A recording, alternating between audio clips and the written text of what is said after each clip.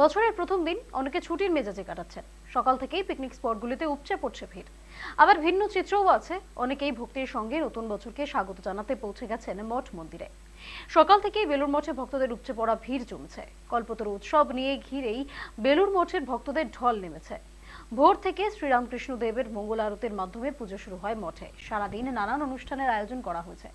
বেলা বাড়ার সঙ্গে সঙ্গে ভিড় বাড়তে শুরু করে। ১ জানুয়ারির এই বিশেষ দিনেই ঠাকুর শ্রীরামকৃষ্ণ দেব কল্পতরু হন। সেই ঘটনাকে সামনে রেখে প্রতি বছর এই দিনে বেলুড় মঠে কল্পতরু উৎসবের আয়োজন করা হয়।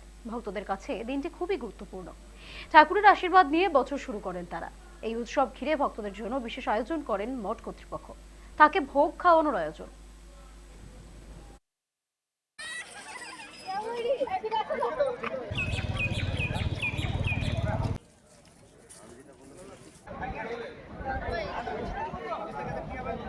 আমরা দর্শন করলাম, এখন অন্যান্য ঘরগুলো দর্শন করব।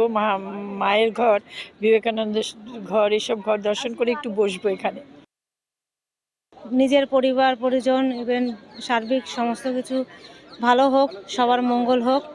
ঈশ্বরের বাইরে তো আমরা কেউ নয়। আর মানে যা কিছু ওনারই অবদান, ওনার জন্যই আমরা ওনার মতে যেন শেষ দিন পর্যন্ত মানে থাকতে পারি, এইটাই প্রার্থনা ঠাকুরের কাছে।